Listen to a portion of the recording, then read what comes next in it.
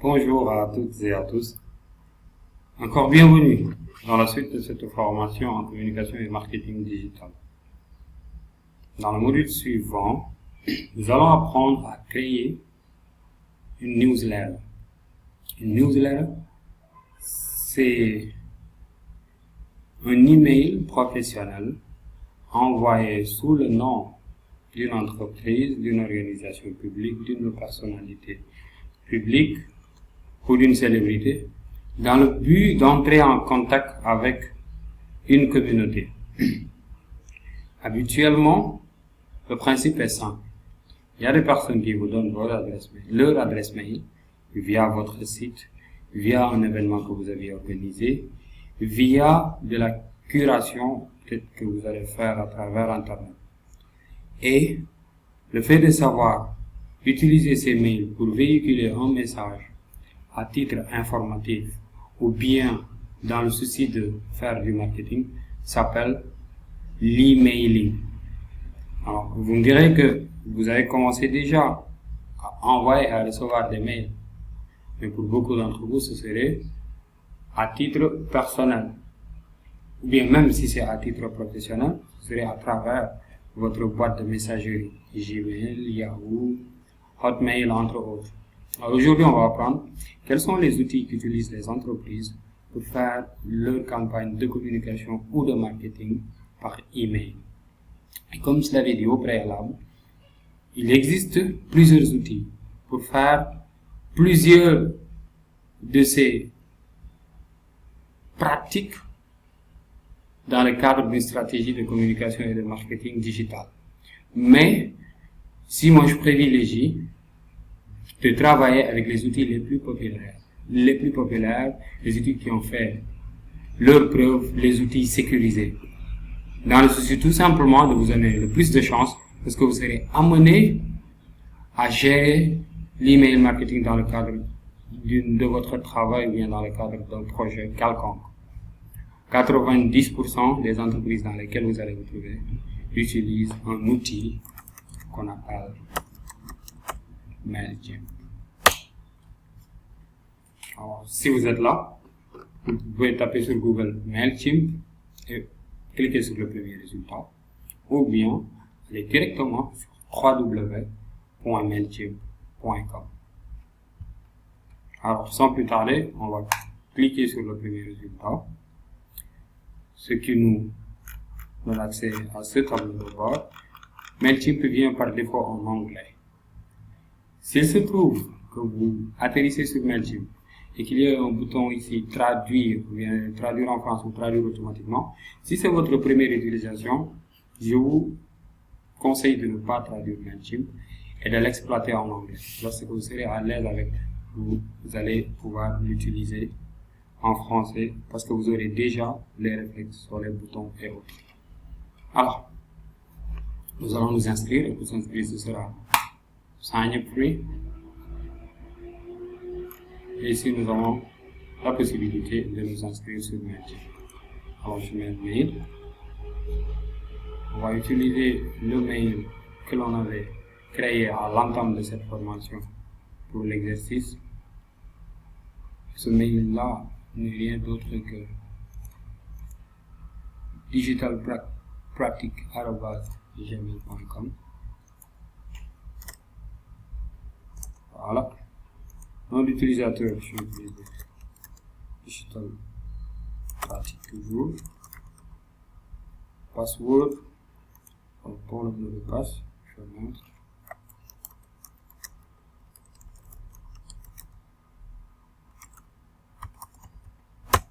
Voilà. Et mon mot de passe est sécurisé. Alors pour le mot de passe, il va falloir que cela comporte une majuscule, un caractère spécial, des minuscules ou une lettre minuscule et des chiffres ou un chiffre. Je coche par défaut la suggestion de recevoir par email des nouvelles concernant les produits que propose MailChimp, des trucs et astuces et des offres spéciaux. Je clique sur Sign Up. Et là, MailChimp me demande d'aller vérifier ma boîte pour voir si un mail de confirmation m'a été envoyé.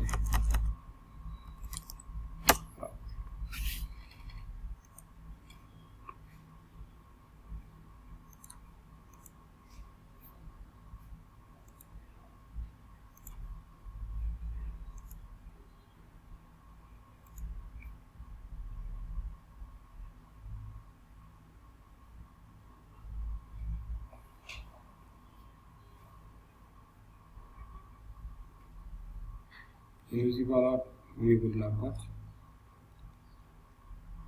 Voici le mail que je vais ouvrir et je vais cliquer sur Activate Account. Et je me retrouve ici. À partir d'ici, je vais cliquer sur en arrière.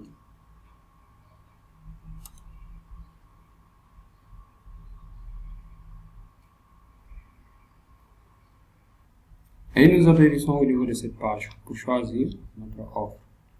Alors ici, dans le cadre de cet exercice, on va apprendre à obtenir le meilleur de nos outils sans pour autant être obligé de débourser de l'argent. Le plan gratuit que nous allons choisir ici vous permet d'envoyer des emails à 2000 contacts au maximum. Avec 29,99 $ par mois, vous aurez accès à 2000 contacts, mais vous avez plus d'options.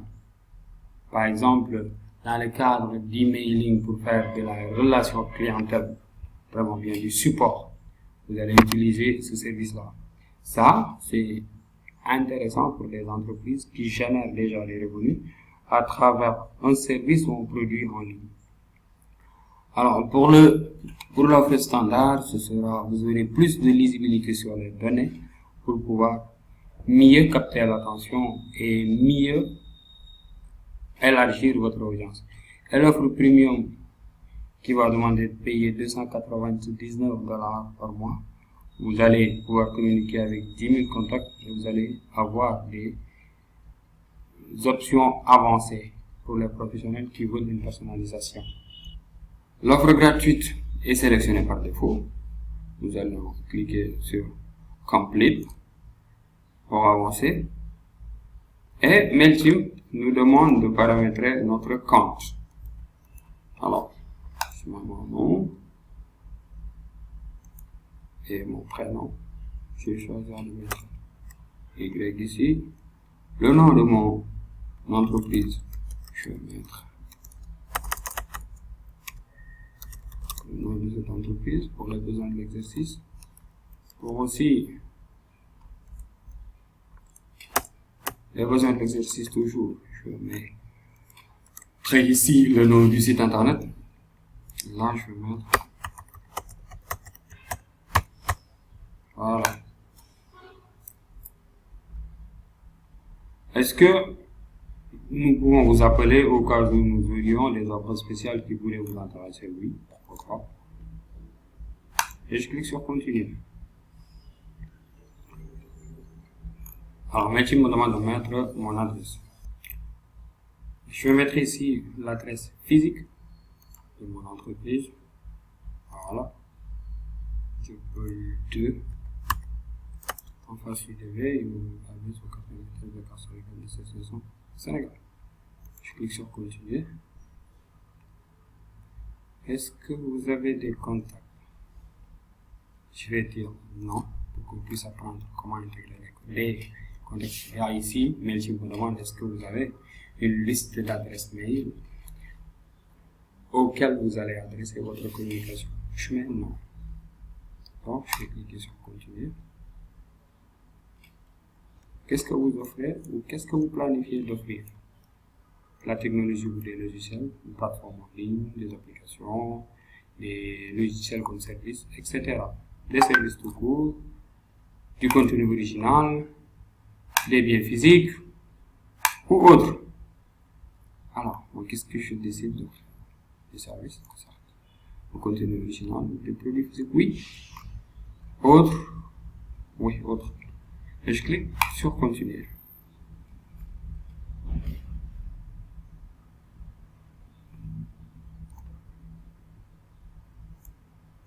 Parmi ces options que vous avez choisies, quelles sont vos offres primaires? En primauté, ici, je pense que j'offre du contenu original. Je vais cliquer sur contenu. D'où est-ce que les gens peuvent accéder à vos offres? Pas sur l'App Store, pas à travers un autre lieu, un autre endroit, probablement aussi. Dans un lieu physique ou autre, probablement. Un autre site internet, non. Seulement au lieu physique où nous nous trouvons, non. À travers notre site web ou notre boutique e-commerce, oui. Et je clique sur continuer. Et là, tu me dis, là, on est prêt à démarrer. Je choisis de recevoir des informations de la part de métier. Et je clique sur allons-y. Et c'est parti. Ici, métier me dit que j'ai fini de paramétrer mon compte. Et là, je peux choisir parmi ces 3 options. Je peux choisir de construire mon premier email, mon premier message. Je peux choisir d'ajouter des contacts. Ou je peux choisir d'envoyer mon premier email. Sauf que vous savez qu'il n'est pas possible d'envoyer son premier email sans ajouter des contacts ni créer le message. Donc, allons commencer par le commencement. Ici, ce sera commencer à plutôt connecter notre boutique si on en a. Sinon, cliquez sur sauter cette étape. Et voilà, venir ici, choisir par exemple de designer notre premier mail, c'est-à-dire de créer notre premier message, au lieu de paramétrer notre site. Tout le monde, toutes les personnes qui sont en train de suivre ce cours n'ont pas de site internet, donc on ne va pas choisir cette option, mais plutôt celle de créer par exemple notre premier mail, ou bien d'aller sauter cette étape pour atterrir au niveau de ce workflow, ce processus, qui nous dit que nous avons fini de paramétrer notre compte, nous avons sauté le fait de connecter notre boutique en ligne, nous avons sauté le fait de créer notre email, et nous avons sauté aussi le fait de commencer à envoyer ce mail. Et nous allons cliquer ici, je suis OK, je ne veux plus voir ça. Pour avoir maintenant tout ça dans le but d'avoir la liberté de faire ce que nous voulons. Alors si nous sautons toutes ces étapes qui nous sont proposées, nous atterrissons ici. Et ici, c'est l'interface par défaut de MailChimp. C'est à partir d'ici que tout se passe. Si vous voyez le menu ici à gauche, il est composé de plusieurs boutons. Ce bouton-là donne accès à la création d'email, à la personnalisation de plusieurs choses à travers les templates d'email. On a à la création, bien sûr aussi, de posts sur les réseaux sociaux à travers nos médias sociaux. Ici, nous avons l'audience. L'audience, par définition, compose toutes les personnes qui sont réunies autour d'un message. Quand on a un message qui est destiné à 18 personnes, ces 18 personnes-là représentent notre audience de la campagne qui est composée du message, de l'audience et d'un expéditeur. Donc l'audience représente les destinataires d'un message, un seul. Alors ici les campagnes, je dis tantôt, ils sont composés, comme je dis, d'un message, d'un destinataire, d'un expéditeur. Cette option-là ne me concerne pas trop quand on utilise la version gratuite. Ici, l'option des sites web, on va pas l'explorer. Le studio de contenu regroupe toutes les données en multimédia qu'on peut avoir dans MailChimp ou dont on peut avoir besoin. C'est là qu'on stocke les images et les vidéos qui seront dans nos messages. Alors, après le Content Studio, viennent les outils d'intégration qui permettent de passer de MailChimp pour exploiter d'autres outils. Alors, Alors, pour tirer le meilleur de MailChimp, il est vrai que pour une entreprise sérieuse, bien structurée, qui a une stratégie pensée uniquement pour le digital, va acheter une licence. Et ça, c'est véritable, qu'importe la plateforme que vous utilisez sur Internet. Pour obtenir le meilleur d'un outil, il va falloir passer à la caisse. Mais, il y a des entreprises pour lesquelles l'exigence n'est pas très grande. Il y a aussi des environnements d'entrepreneuriat où vos clients ne sont pas aussi exigeants que le seraient des clients qui se trouveraient ailleurs. Et ce qui fait que vous avez la latitude maintenant d'utiliser, en comprenant bien les codes, bien sûr, un outil gratuit pour designer un mail professionnel, l'envoyer et avoir un accusé de réception et pourquoi pas obtenir un retour ou bien faire exécuter une action bien spécifique. Donc on va retenir que à partir de plus de 2000 contacts, vous allez être obligé de payer pour utiliser MailChimp. À moins de 2000 contacts, vous pouvez utiliser MailChimp. Donc, vous êtes une PME, une PME, vous pouvez utiliser MailChimp. Vous commencez à devenir une boîte avec un marché qui se compte par dizaines de milliers. Là, vous allez passer à la caisse. Et bon, cela est logique aussi dans la mesure où plus vous avez de clients, plus vous faites de marge, et donc plus vous pouvez réinjecter dans votre marketing et votre communication. Alors, pour aller très rapidement dans la création de ce mail, de cette newsletter, qui va servir de support de communication destiné à des gens dont on a déjà collecté le mail pour leur faire parvenir une information ou bien leur faire exécuter une action spécifique. Vous pouvez commencer ici, pourquoi pas. Mais, allons commencer par Create Campaign avec le bouton Créer une campagne. Donc, cliquez sur Créer une campagne, on va choisir cette première option, Email. Je clique dessus, donnez le nom de la campagne. Ici,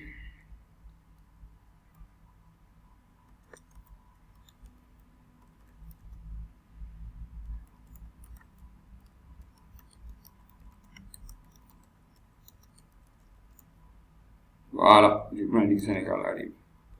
Je clique sur Begin pour commencer.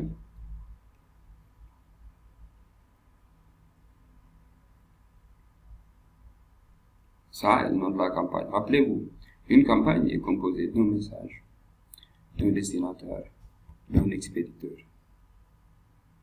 La première étape, ici, après la nomination de la campagne, la dénomination de la campagne, ce sera d'ajouter les différents éléments qui vont composer cette campagne.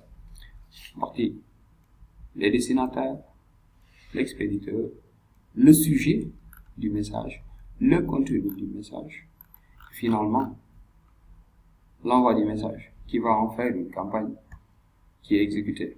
Alors, à qui envoyez-vous cette campagne? Je clique sur Ajouter des récipiendaires.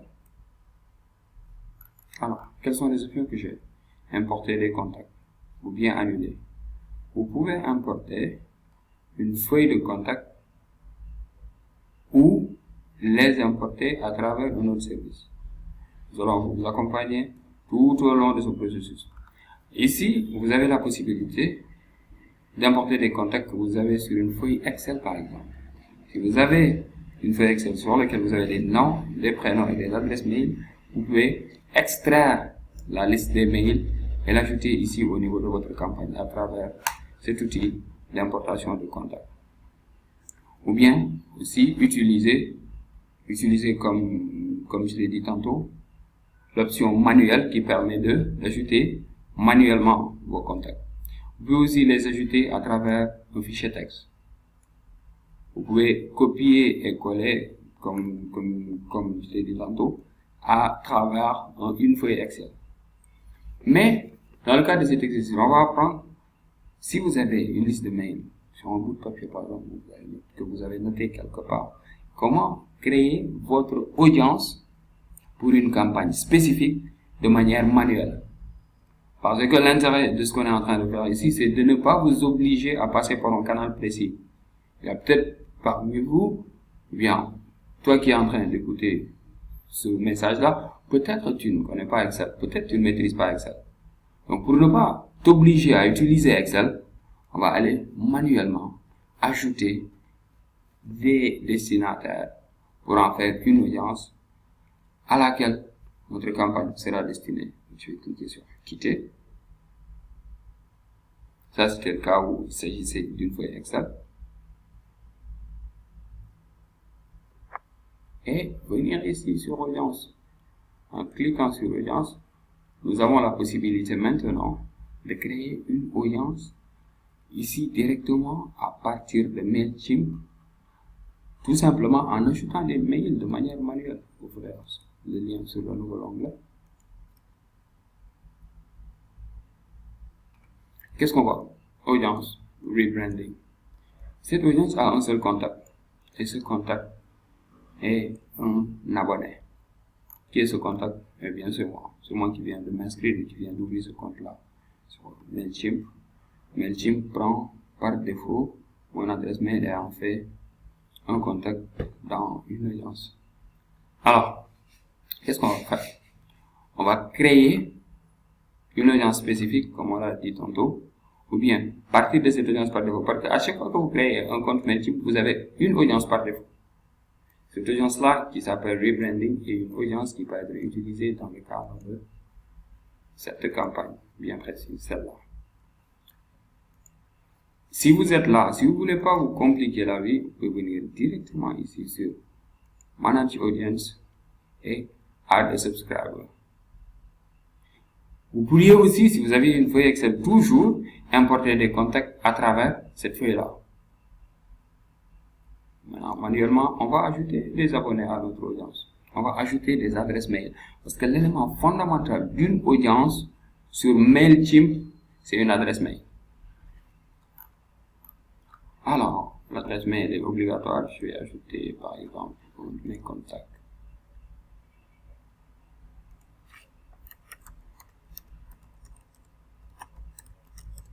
Juste pour le besoin de l'exercice. Voilà. Mais ceci n'est pas obligatoire. Vous n'avez pas l'obligation de mettre le nom et le prénom de la personne.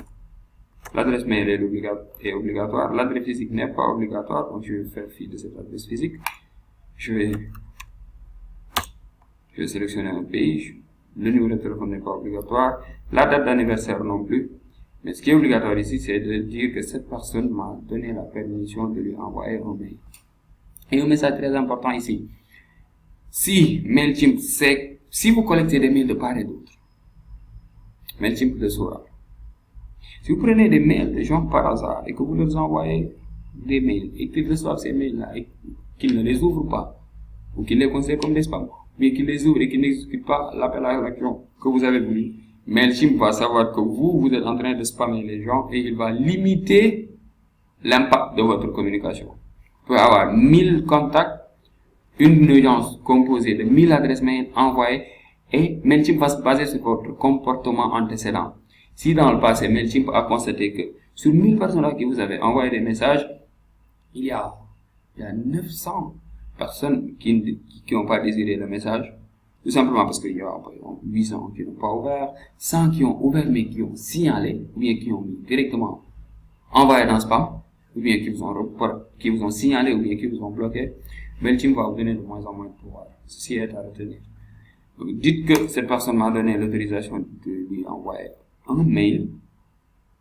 Et ça, c'est obligatoire parce que vous n'avez pas le droit d'envoyer un mail non désiré à une personne. Vous n'avez pas le droit d'obtenir de manière frauduleuse l'adresse mail d'une personne. Et je vais cliquer sur inscrire.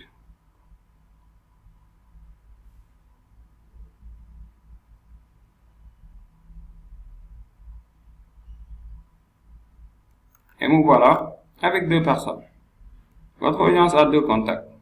Ces 2-là sont des abonnés. Parfait. Je vais revenir ici. Et là, la donne change. Parce qu'à partir de là, le tout, à quelle audience voulez-vous envoyer votre mail? On va voir qu'il y a la possibilité maintenant de choisir une audience. Parce qu'il y a, non, on a une audience maintenant, composée de 2 contacts. On va choisir le nom de cette audience. Envoyer le message à l'audience tout entière. Oui. Et je vais cliquer sur enregistrer. Donc à partir de là, nous avons défini les destinataires de notre message. Alors, l'expéditeur. Par défaut, MailChimp choisit d'utiliser l'adresse mail avec laquelle j'ai ouvert le compte.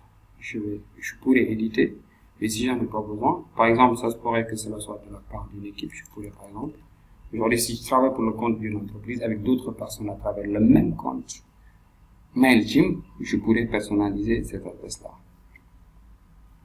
Je vais pas faire ça. Je vais mettre par exemple,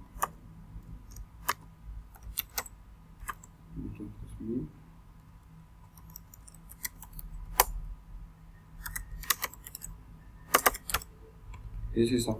Là, vous voyez que j'ai changé l'adresse d'expédition. Donc, ce sera de la part de chacun. Vous pouvez personnaliser comme vous le voulez. Et je vais cliquer sur enregistrer. Contact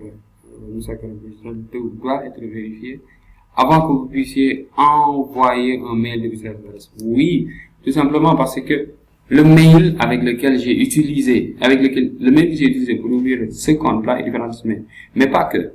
Ici, c'est un compte gratuit qui ne permet pas de travailler en équipe, donc qui ne permet pas par conséquent de personnaliser mon adresse mail dans un même compte.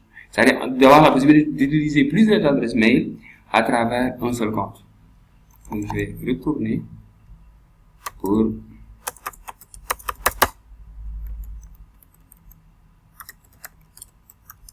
mettre le compte par défaut parce que j'ai oublié que je suis toujours dans un compte gratuit. Voilà, je vais cliquer sur enregistrer et voilà qui est bon. A, c'est 2 personnes. 2, c'est le sujet du mail. Le sujet, c'est ce que la personne va voir ici quand elle va recevoir le mail. Ce que la personne va voir ici. La personne va voir l'expéditeur, le sujet, un extrait. Et va maintenant cliquer dedans ou non pour pouvoir lire le message ou bien les informations de vente. Alors, quel sujet est-ce que je vais mettre? Je vais appeler la campagne Rebranding Sénégal arrive.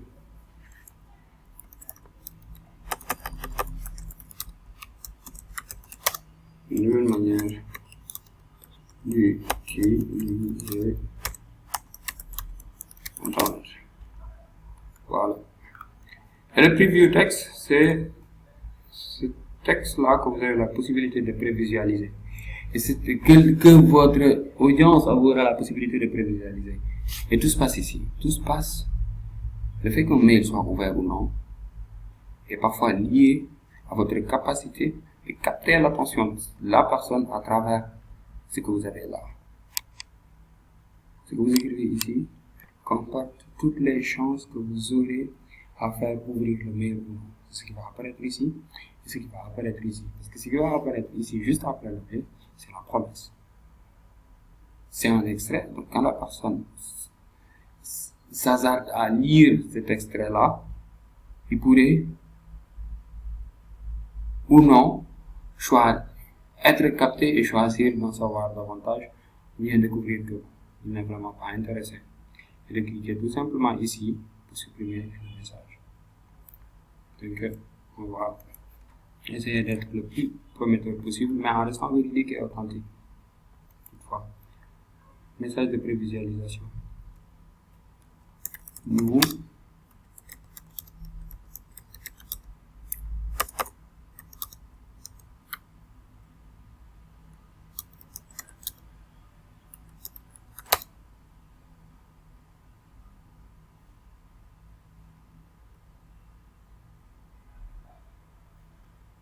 Nous avons choisi de vous aider.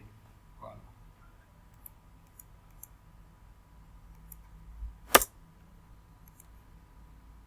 Et là, je peux cliquer sur Save.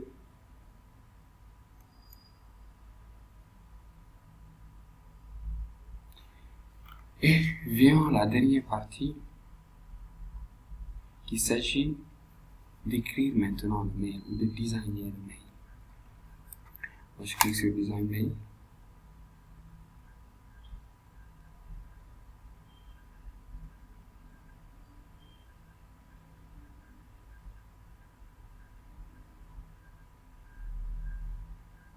Et voilà, je commence le travail de personnalisation. Ici, si vous regardez bien, cela doit vous rappeler quelque chose. Si vous utilisez Internet et que vous vous inscrivez sur des sites par hasard, des fois vous recevez des mails promotionnels qui se présentent de manière différente que un mail qui vous est envoyé par un ami se présente. Ici, ça, ce sont des options. Si vous avez par exemple des produits à vendre, vous pouvez choisir par exemple cette manière d'affichage pour avoir votre logo ici, mettre le nom du produit, la photo du produit, le nom de l'article en question ou bien un autre plus détail, et mettre le texte, un texte et un bouton qui symbolise un appel à l'action. Bien, faire une annonce, raconter une histoire,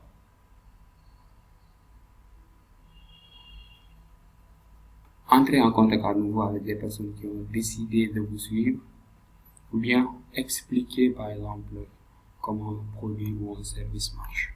Mais ce qui nous intéresse ici, c'est plutôt le côté communication, parce que si vous savez comment utiliser ces templates là, vous allez juste adapter. Si vous avez un besoin de marketing, vous allez juste adapter. Si vous savez là où on doit mettre des images, comment mettre une image, comment mettre du texte, comment changer les couleurs, entre autres, à partir de là, vous saurez comment transformer cet outil-là en outil marketing, tout en changeant maintenant les objectifs et les orientations. Vous allez pouvoir mettre le nom d'un produit, par exemple, les caractéristiques de ce produit, et un bouton sur lequel la personne peut cliquer pour commander, par exemple, si c'est lié à un site e-commerce. Alors là, je vous invite à choisir l'option basique.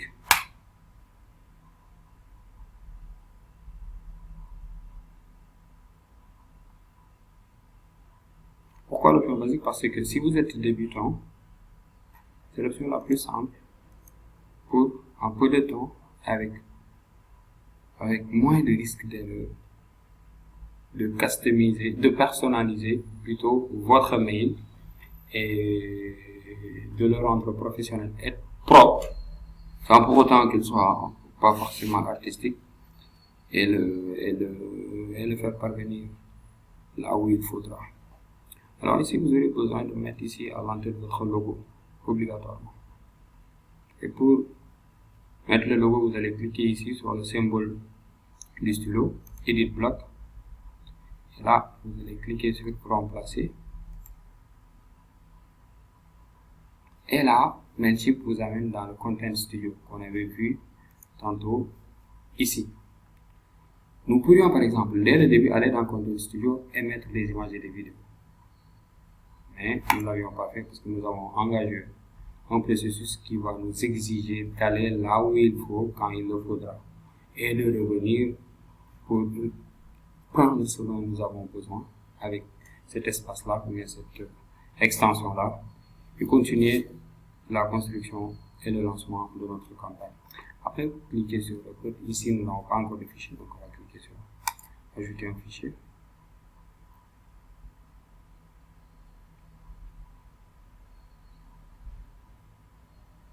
Et là, on va aller prendre une image.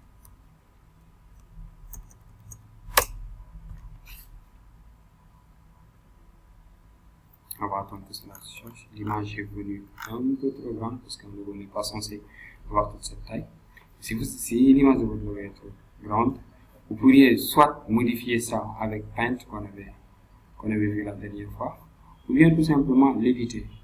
Étant donné que vous connaissez Paint, je vais vous suggérer de modifier la taille de votre logo avec Paint même.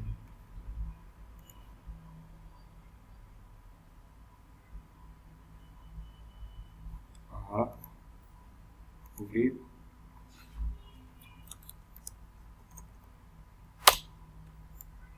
Voilà, qui est là.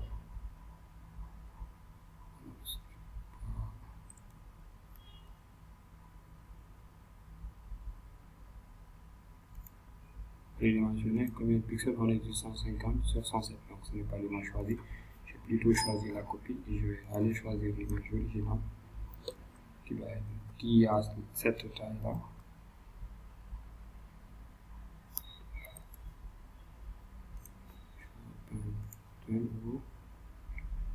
Voilà, CTRL O. Voilà. Ici, l'image qui est très grande.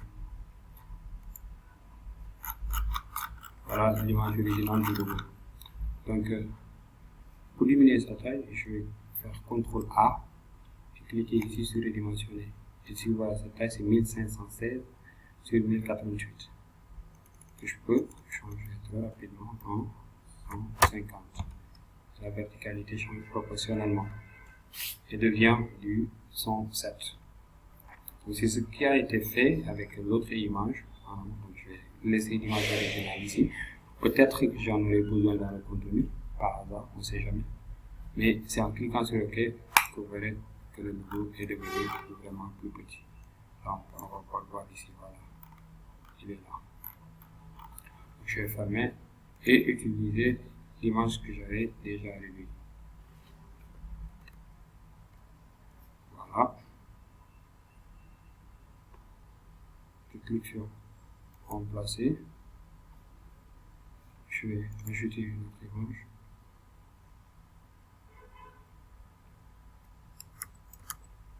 Voilà, la copie qui avait déjà été éditée en amont. Et voilà, qui vient comme ça, en petite taille. Donc on a la tête de notre message qui représente notre logo. Ici le corps du message et ici le pied de page. Tout ce qui se trouve en bas représente le pied de page. Ça, ce sont nos signatures sur les réseaux sociaux. Alors, qu'est-ce qu'il y a lieu de faire ici? Ici, on a trois possibilités. Étant donné qu'il s'agit de création de contenu, on a la possibilité d'ajouter de l'image, du texte ou de la vidéo. Pas une vidéo qui va être susceptible d'être visualisée dans la boîte mail de notre audience. Non, on a la possibilité de mettre le lien d'une vidéo YouTube, que ce soit possible de voir le lien de la vidéo là en miniature, par exemple l'image en miniature de la vidéo, mais il n'est pas possible d'intégrer en ce moment, avec le développement de l'Internet et les orientations des utilisations, les cas d'usage en tout cas, on n'en est pas au fait de mettre en place une technologie qui permet d'envoyer une vidéo dans un mail et faire de telle sorte que la personne puisse visualiser cette vidéo-là en restant dans sa boîte mail. Ce n'est pas l'objectif de l'envoi d'une newsletter.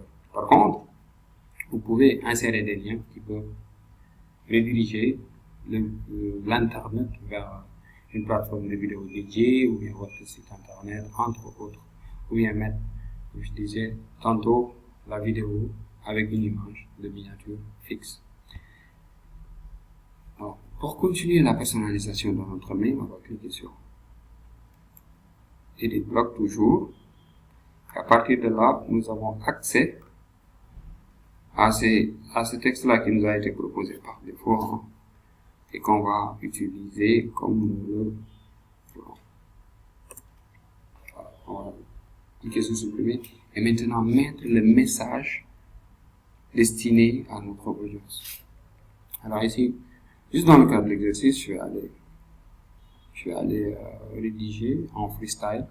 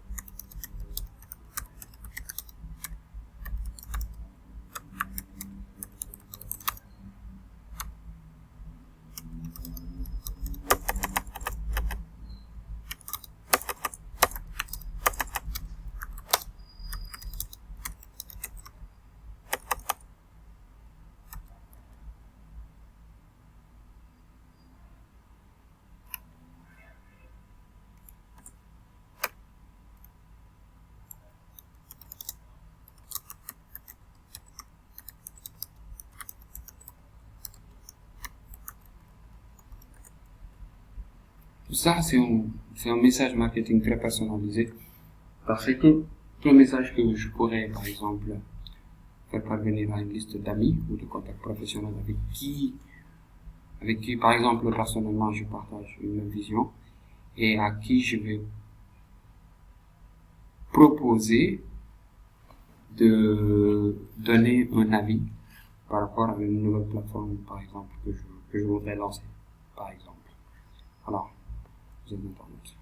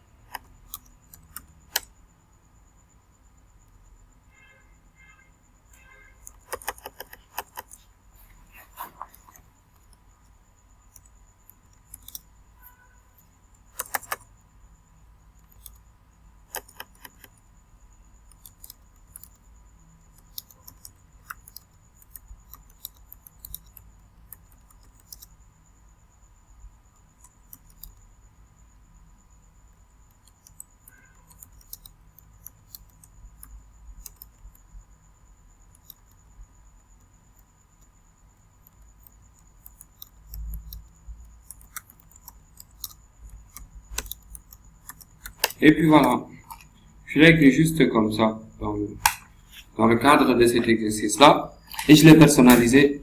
Retenez que vous n'allez pas rédiger comme ça si vous travaillez pour une entreprise ou pour une organisation publique dans le but de le positionner en ligne. Ici, j'ai écrit ce message. Je vais envoyer à mes 100 contacts les plus proches, par exemple, sur Internet, dont je connais le nom, dont certains d'entre eux, je pourrais arriver à mettre un visage sur leur nom-là, juste pour leur passer un petit message qui va peut-être aboutir à un coup de fil, qui va aboutir à une réponse, qui va aboutir, je sais pas, à un partage. Voilà. Vous, si vous tenez une newsletter, par exemple, pour, je sais pas, pour une agence de l'État, il s'agira là de prendre le message mensuel, par exemple. S'il y a des activités qui se déroulent au sein de l'agence, par exemple. Supposons que vous travaillez pour le SAPCO, par exemple. Là, si le SAPCO a, dans sa stratégie de communication, la tenue d'un newsletter, il s'agira, par exemple, d'écrire une newsletter qui va faire le résumé de toutes les activités qui se sont passées au niveau du service en tant que tel, de manière résumée, avec des images à l'appui, avec des liens qui mènent vers le site du SAPCO, s'il y en a, par exemple, dans le but d'informer le partenaire, l'autorité institutionnelle, soit le ministère du Tourisme, par exemple, les partenaires publics, les partenaires privés, et même les collègues qui travaillent au sein de la même agence. Si vous travaillez, par exemple, pour Expat Dakar, ce sera un mail pour informer tous les utilisateurs de la création, par exemple, d'une nouvelle extension au niveau de la plateforme, par exemple. Si c'est pour votre propre business, ce sera un mail pour envoyer un message qui porte, par exemple, sur une promotion, par exemple, qui va durer 2 jours, que vous allez présenter comme une promotion qui est réservée aux personnes qui sont abonnées à votre newsletter. Donc, ce sont des mails que vous allez collecter de la part de vos clients et c'est des adresses mail que vous allez collecter de la part de votre client et des messages hebdomadaires ou mensuels ou en temps de promo ou en temps de fête ou bien juste pour souhaiter bonne année. Voilà. Et cette manière de prendre la parole ne sera pas forcément la manière dont moi je suis en train de m'y prendre parce que tout simplement, j'essaie de personnaliser mon marketing de plus en plus. Parce que quoi que l'on puisse dire, un message, même si ça passe par l'ordinateur, même si ça passe par mail, ça émane d'une personne qui parle soit à travers sa voix, mais à travers la voix d'une entité, publique, privée, entre autres, et qui va vers des personnes aussi. Ça, ce n'est pas... Alors, je vais relire un peu, parce que je vais mettre en contexte de personne. Si tu reçois le message, là, je dis tu, tout simplement, parce que je disais, j'ai essayé de personnaliser, parce que le message est destiné à mon cercle très direct, à la personne avec qui, par exemple, j'ai eu à travailler dans le passé. Et donc, j'ai écarté le mail quelque part pour dire, ces gens-là, ce sont ces gens qui veulent un Internet avec une signification. Et là, je porte ce message, je porte ce projet et je leur en parle pour que, à partir du moment où ils sont au courant de ce projet-là, qu'ils puissent adhérer, qu'ils puissent être les premiers adhérents et qu'ils puissent co-porter cette chose avec nous. Donc, c'est la raison pour laquelle j'ai designé ce mail. Alors ici, comment ajouter un lien qui va mener vers le site? Tout simplement, de la même manière que vous aviez ajouté un lien sortant lorsque nous faisions le cours sur la rédaction web. Tout simplement en prenant l'adresse, par exemple. Ici, par exemple, librexagar.com. Voilà. Je copie. Je vais mettre ici le site en construction.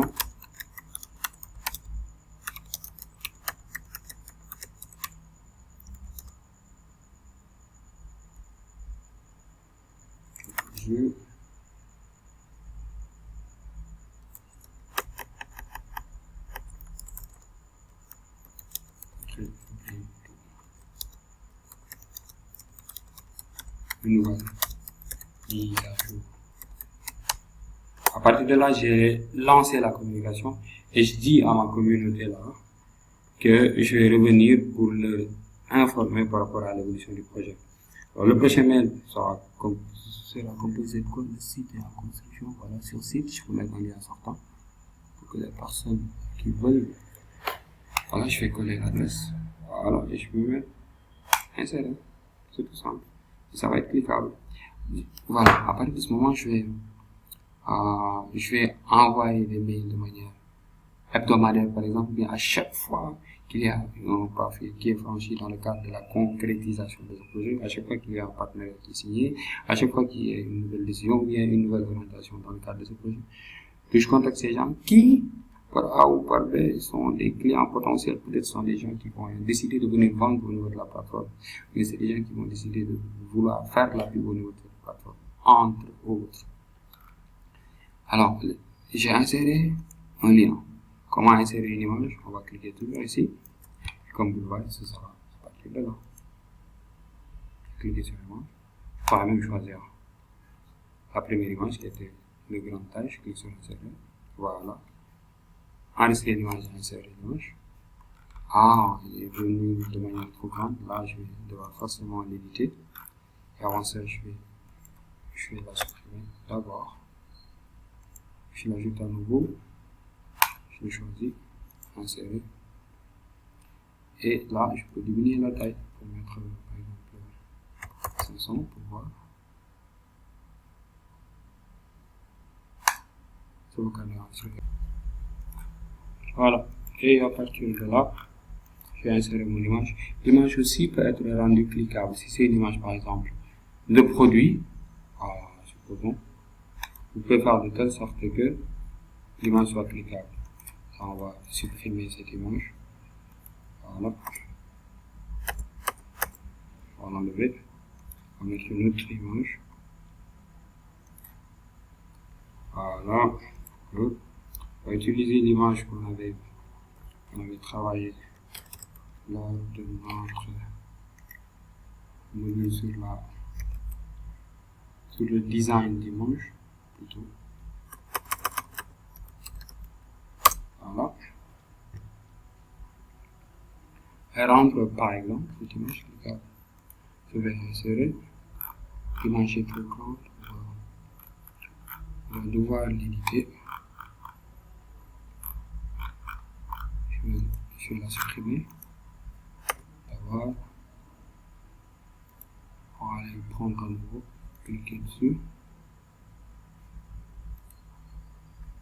insérer et réduire la taille. On va mettre ici 500. Par exemple, pour voir ce que ça va donner. Voilà. Qui est un peu plus adapté, 500 sur. On peut toujours éditer l'image pour que ça soit un peu plus proportionnel, pour que ça occupe mieux l'espace qui est dessiné. Alors je vais l'enlever à nouveau et aller éditer toujours à partir de la sélection. Je vais sur son touche. Par exemple, garder les proportions.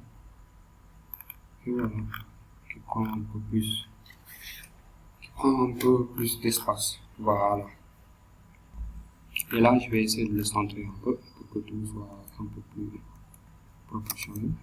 À partir de là, je vais cliquer. Je vais faire un peu d'espace ici. Voilà.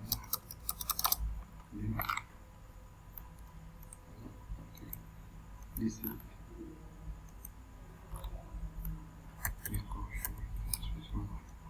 En cliquant ici, je peux décaler un peu de l'image pour que ça soit proportionnel de part et d'autre. Alors là, juste pour titiller les gens qui vont s'imaginer que ce sera probablement conçu comme il a été mentionné dans le mail pour les produits artistiques, par exemple. Ça, c'est une possibilité. On peut mettre aussi d'autres images, entre autres. Mais là, je vais laisser cette image-là pour illustrer ce que j'avais dit en message et faire une petite promesse. Là, je peux ajouter mes boutons sur les réseaux sociaux, ce qui va vous permettre de faire une communication cross-canal pour que une personne qui a votre mail à qui vous envoyez une newsletter puisse cliquer sur un bouton et vous suivre sur Twitter pour que par hasard, si le prochain message atterrit en spam, si vous l'avez partagé sur Twitter, que cette personne-là puisse toujours vous suivre à partir de là-bas. Donc, vous avez beaucoup à gagner à centraliser votre communication autour d'un site internet. Soit sur les réseaux sociaux, soit communiquer par email marketing, mais ayez un site internet et faites de telle sorte que tout soit lié. À chaque fois que vous communiquez sur les réseaux sociaux, mettez les boutons sur votre profil sur les réseaux sociaux plutôt, mettez les boutons qui mènent par exemple vers votre site internet. Sur votre site internet, mettez la possibilité de laisser un mail. Quand vous recevez un mail et que vous envoyez ce mail à une personne, donnez-lui la possibilité de vous retrouver sur votre site internet au niveau des réseaux sociaux toujours. Parce que les gens choisissent comment ils désirent consommer de l'information, comment ils désirent consommer du contenu. Vous pouvez privilégier Instagram alors que, par exemple, parmi vos cibles, il y en a qui n'ont pas de compte Instagram, par exemple. Donc voilà, le marché est le marché et vous aurez à gagner en suivant ces règles.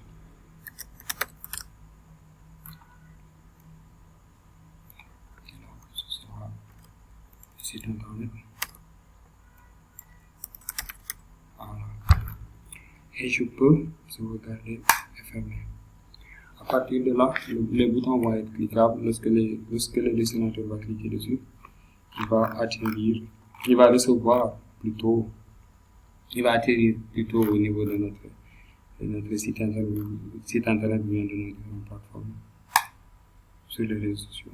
Ça, c'est le bas de page. Il va comporter les signatures, les informations officielles, nos contacts, notre adresse physique, nos autres contacts plutôt. Alors ici, vous pouvez supprimer jusque là et remplacer copyright tout droit réservé, 2020, le nom de votre entreprise, entre autres. Vous pouvez aussi faire une description désormais. Vous pouvez mettre, par exemple,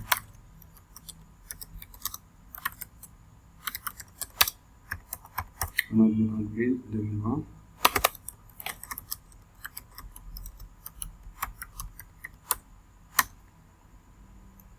Notre adresse mail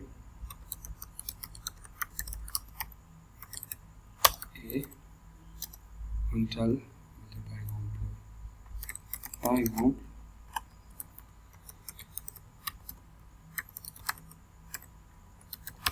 .com. Et là, vous pouvez supprimer le reste.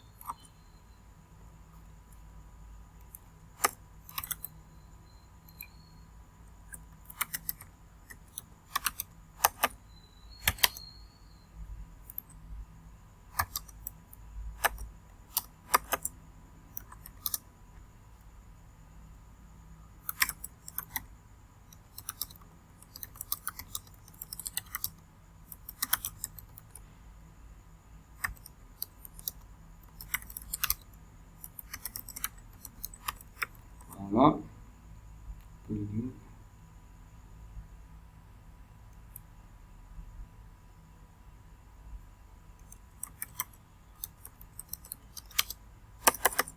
Ah, cette signature-là, une signature que vous devez écrire une seule fois et l'utiliser à chaque fois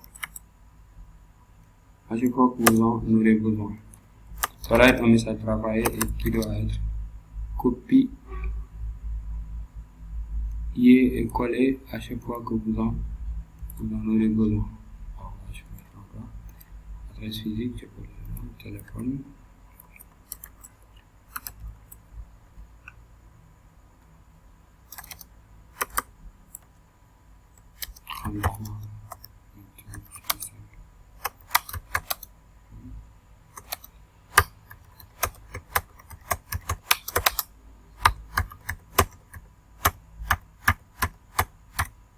Voilà. Et enfin,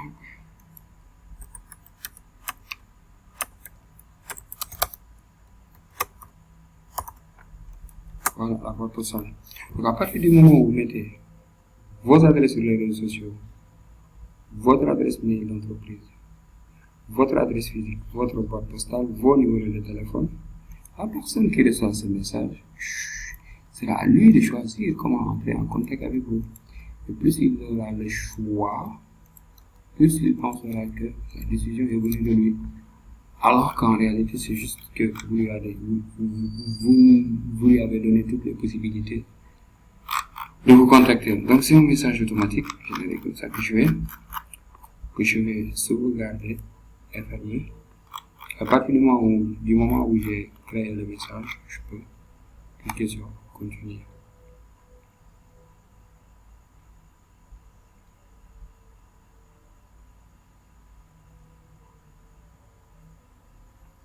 Voilà. Alors, c'était le contenu de mon mail que je peux visualiser ici. Prévisualiser. Voilà à quoi va ressembler le mail que je vais envoyer. À mon audience. Je vais fermer. Alors, comme dit Mailchimp, nous avons ajouté automatiquement un badge référent au pied de page de votre mail. Pour enlever ce badge, cliquez sur Upgrade your account. Ça veut dire qu'avec la version gratuite, vous êtes obligé, à chaque fois que vous envoyez un mail, tout en bas, que votre destinateur voie ça, Mailchimp. D'accord? C'est pourquoi des fois quand vous recevez des newsletters, vous voyez la signature, c'est parce que tout simplement l'entreprise qui vous a envoyé cette newsletter est en train d'utiliser une version gratuite de Mailchimp. Voilà. Nous avons inséré un footer qui est conforme avec nos conditions d'utilisation. Oui. Le footer qui est le pied de page comporte la possibilité de s'inscrire, c'est-à-dire toutes les personnes à qui vous envoyez ce mail-là ont la possibilité de cliquer ici pour ne plus recevoir vos mails. Donc, ça ne va servir à rien de capter des mails tout le temps pour envoyer des messages à des gens vraiment qui n'en ont pas besoin parce qu'ils vont se désabonner. Et plus il y a de désabonnés, plus Mailchimp comprend que vous êtes en train de spammer. Même si vous utilisez la version payante, Mailchimp sera obligé de réduire votre impact. Et même les services de messagerie par email tels que Google, Yahoo, Hotmail entre autres comprendront. Ces services qui utilisent votre audience comprendront que vous êtes en train de faire du spam et augmenteront votre chance de tomber dans les courriers indésirables. Je vais cliquer sur fermer. Et le dernier message est là. Une version en plein texte de votre mail va être ajoutée automatiquement, c'est-à-dire la personne qui recevra le message par rapport au navigateur qu'il va utiliser, il se pourrait que toutes les images ne s'affichent pas comme il faut. Donc il aura un lien en haut qui va lui dire cliquez ici pour voir le message en dehors de votre boîte de réception par email. Donc il va avoir la possibilité de cliquer là-bas pour afficher votre message au niveau de son navigateur. Et ça, c'est quelque chose que nous allons vérifier tout de suite. Et là vient la fin. Nous avons ajouté un récipiendaire, bien que c'est un seul récipiendaire, mais que ce soit 1000 ou 2000, c'est ici que va s'afficher l'ajout de l'audience ou non, l'expéditeur, le sujet, le texte de visualisation. Nous avons designé le contenu. Voilà, alors ici, ce qui reste avant d'envoyer le mail, c'est juste de faire un test. Parce qu'il est bien d'écrire le message, parcourir à nouveau pour voir s'il n'y a pas d'incohérence. Mais avant d'envoyer, veillez toujours à en faire un test. C'est-à-dire, envoyez-vous le mail, ouvrez-le, et vous aurez une idée de comment il va se présenter devant ses destinataires. Et pour ça, vous allez cliquer ici, juste sur le bouton en bas, Send a test mail.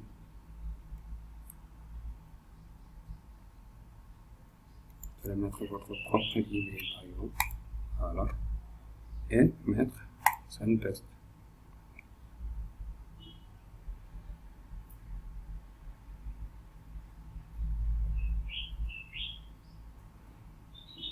Et voilà qui est envoyé.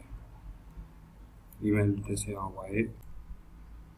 Et voilà le mail qui est arrivé tout tantôt. Et voilà le mail test, Rebranding Sénégal arrive.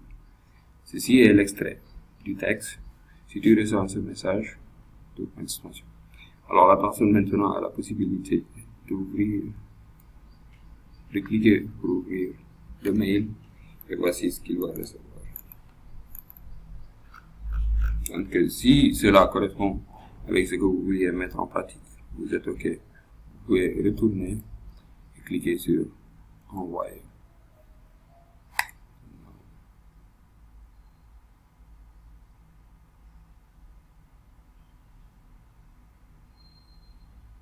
Et voilà, le mail est en train d'être envoyé à ses destinataires.